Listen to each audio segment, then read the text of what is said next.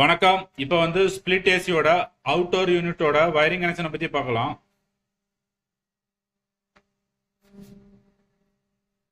இந்த ஸ்பிளிட் ஏசியில் வந்து பார்த்தீங்கன்னா இந்த இந்த மெயின் போர்டு வந்து பார்த்தீங்கன்னா இண்டோர் யூனிட்ல இருக்கும். இது வந்து மெயின் போர்டு இண்டோர் யூனிட்ல இருக்கும். இதில் வந்து பார்த்தீங்கன்னா டெஸ்டிங்காக பார்த்தீங்கன்னா இண்டோர் யூனிட்டுக்கு வந்து ஃபேனுக்கு வந்து பார்த்தீங்கன்னா ஒரு இண்டிகேஷன் லேம்ப் போட்டிருக்கேன். இது வந்து டெஸ்டிங்காக. அதே மாதிரி கம்ப்ரஸருக்கு பார்த்தீங்கன்னா ஒரு indication lamp green indication lamp போட்டிருக்கேன். அதே மாதிரி கண்டென்சர் ஃபேனுக்கு வந்து ஒரு நார்மல் ஃபேன் ஒன்று வச்சுருக்கேன். அடுத்து வந்து பார்த்தீங்கன்னா இது வந்து பைப் சென்சாரு, இது வந்து ரூம் சென்சாரு. அடுத்து வந்து ஒரு மேக்னெட் கான்டாக்டர் வந்து யூஸ் பண்ணியிருக்கேன். 2 போல்ல வந்து ஒரு கான்டாக்டர் ஒன்று யூஸ் பண்ணியிருக்கேன். அதே மாதிரி இந்த ஐசோலேட்டர் பார்த்தீங்கன்னா இந்த ஐசோலேட்டர் வந்து பார்த்தீங்கன்னா அவுட்டோர் யூனிட்டை வந்து ஆன் ஆஃப் பண்ணுறதுக்காக. இன்புட்ல வந்து பார்த்தீங்கன்னா ஒரு ஆர்சிசிபி எர்த் லீக்கேஜ் பிரேக்கர் ஒன்று போட்டிருக்கு. இது வந்து மெயின் ஆர்சிசிபி ஒன்று. ஏதாச்சும் கம்ப்ரஸர் லீக்கேஜ் இல்லை ஃபேன் லீக்கேஜ்னா இந்த ஆர்சிசிபி வந்து ட்ரிப் ஆயிரும். இந்த ஐசோலேட்டர் எதுக்குன்னா அவுட்டோர் யூனிட்ல வந்து ஏதாச்சும் சர்வீஸ் பண்ற மாதிரி இருந்துச்சுன்னா இந்த மெயின் ஐசோலேட்டர் வந்து ஆஃப் பண்ணிக்கலாம். இண்டோர் மட்டும் இருக்கும். இதை மட்டும் ஆஃப் பண்ணா இண்டோர் மட்டும் வேலை செய்யும். இப்போ இதோட பவர் ஒயரிங்கை பத்தி பார்க்கலாம். இப்போ இதோட பவர் ஒயரிங்கை பத்தி பார்க்கலாம். இன்புட் எடுத்து வந்து மெயின் பிரேக்கர் ஆர்சிசிபியில் கனெக்ட் பண்ணிக்கிங்க. இன்புட்ல வந்து ஆர்சிசிபியில் வந்து மெயின் பிரேக்கரில் வந்து 230 வோல்ட் இன்புட் கனெக்ட் பண்ணிருக்கீங்க. அதோட அவுட்புட் எடுத்துட்டு வந்து டைரக்டா ஐசோலேட்டரோட இன்புட்ல கனெக்ட் பண்ணிக்கிங்க.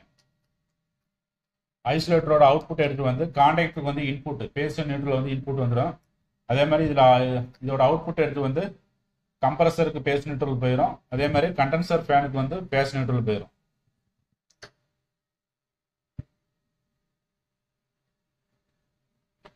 அடுத்து வந்து மெயின் ஆர்சிசிபில இருந்து பேஸ் நியூட்ரல் பேஸ் எடுத்து வந்து மெயின் பிசிபி போர்டோட ரிலேல பேஸ் கனெக்ட் பண்ணிக்கோங்க.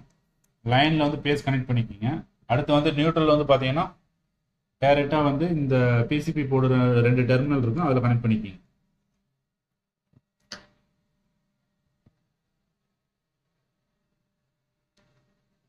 இது வந்து பவர் ஒயரிங். இப்போ கண்ட்ரோல் ஒயரிங் பார்த்தீங்கன்னா மெயின் பிரேக்கர்ல இருந்து பேஸ் நியூட்ரல் வந்து போர்டுக்கு வந்துடுது. ரிலேல வந்து எல் கனெக்ட் பண்ணியாச்சு. இந்த போர்டில் வந்து லூப் வந்து நியூட்ரல் கனெக்ட் பண்ணியாச்சு. பேஸ் நியூட்ரல் 230 வோல்ட் இங்கே இன்புட் வந்துடுது. அவுட்புட் வந்து பார்த்தீங்கன்னா இந்த ரிலே இது வந்து கம்ப்ரஸர் ரிலே. மேக்ஸிமம் இந்த ரிலே வந்து பார்த்தீங்கன்னா 20 ஆம்பியர். இதோட அவுட்புட் வந்து பார்த்தீங்கன்னா டைரக்டாக வந்து கான்டாக்டரோட A1க்கு போயிடுது. அடுத்து வந்து இந்த கான்டாக்டரோட A2 வந்து டைரக்டாக வந்து நம்ம நியூட்ரல் வந்து டைரக்டாக கனெக்ட் பண்ணிக்கலாம். இல்லை போர்டில் ஏதாச்சும் ஸ்பேர் இருந்துச்சுன்னா அதில் கனெக்ட் பண்ணிக்கலாம் நியூட்ரல்.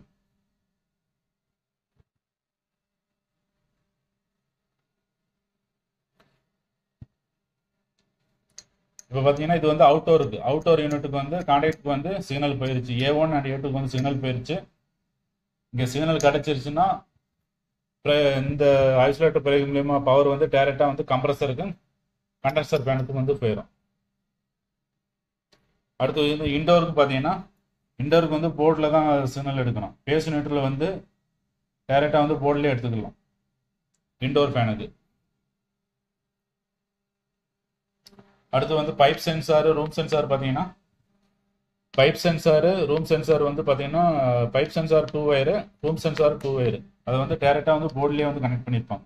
இந்த கான்டாக்ட் வந்து எதுக்கு யூஸ் ஆகுதுன்னா இந்த மெயின் பிசிபியோட ரிலே வந்து டேமேஜ் ஆகாமல் இருக்கிறதுக்காக எக்ஸ்ட்ரா வந்து ஒரு கான்டாக்ட் இந்த ரிலே வந்து சேவ் பண்ணுறதுக்காக இல்லை போர்டை வந்து சேவ் பண்ணுறதுக்காக எக்ஸ்ட்ரா வந்து ஒரு கான்டாக்ட் 2 போல் கான்டாக்ட் வந்து போட்டிருக்கு.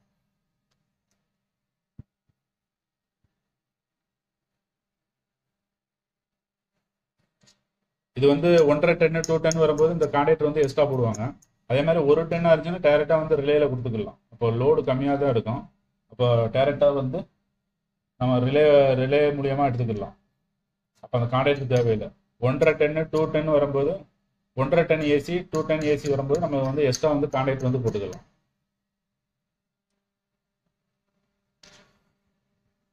மேக்ஸிமம் இந்த ரிலே வந்து பார்த்தீங்கன்னா 20 ஆம்பியர் 12 வோல்ட் டிசி காயிலுக்கு.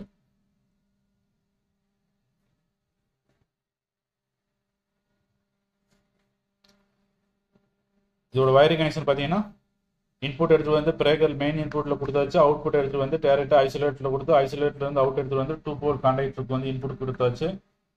அவுட் எடுத்துகிட்டு வந்து கம்ப்ரஸருக்கு ஒன்று போயிடும், டேரெக்டாக வந்து கண்டென்சருக்கு ஃபேனுக்கு ஒன்று போயிடும். அதேமாதிரி பேஸ் நியூட்ரல் டேரெக்டாக எடுத்து வந்து இண்டோர் யூனிட்டோட பிசிபி போர்டுக்கு வந்துடும்.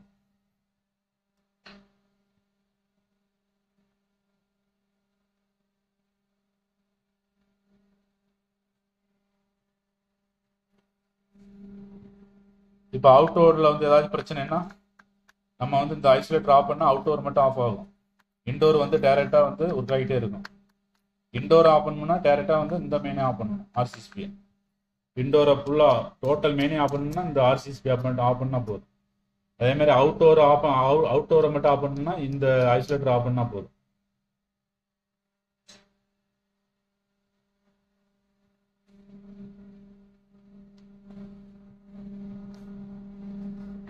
இப்போ ஆன் பண்ணி எப்படி ஒர்க் ஆகுதுன்னு பார்க்கலாம்.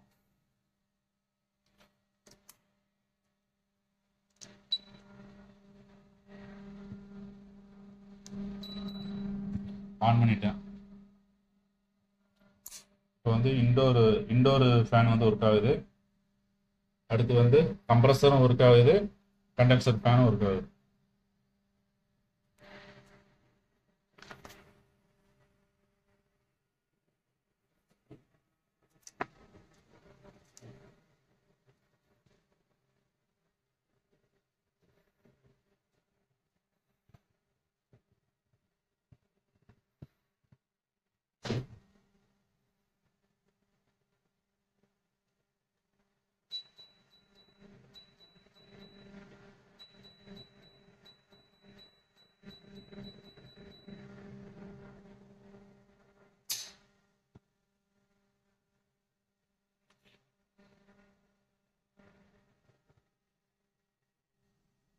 இப்போ வந்து டெம்பரேச்சர் வந்து பார்த்தீங்கன்னா 30 டிகிரியில் இருக்குது.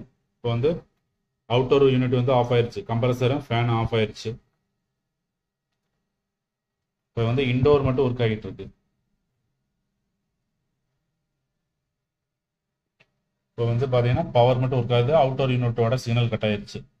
இப்போ நான் டெம்பரேச்சரை கம்மி பண்ணால் அவுட்டோர் ஒர்க் ஆகுது.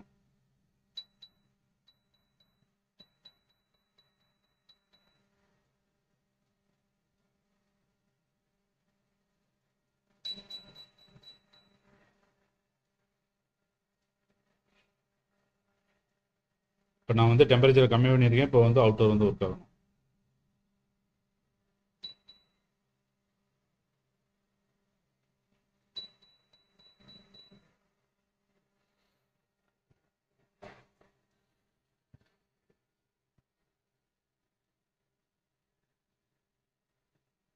கொஞ்சம் டைம் இருக்குது, டைம் கழிச்சு கம்ப்ரஸரும் ஃபேன் ஆன் ஆகும்.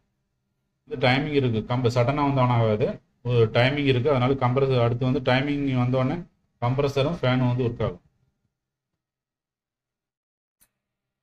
இப்போ வந்து ஒர்க் ஆயிடுச்சு.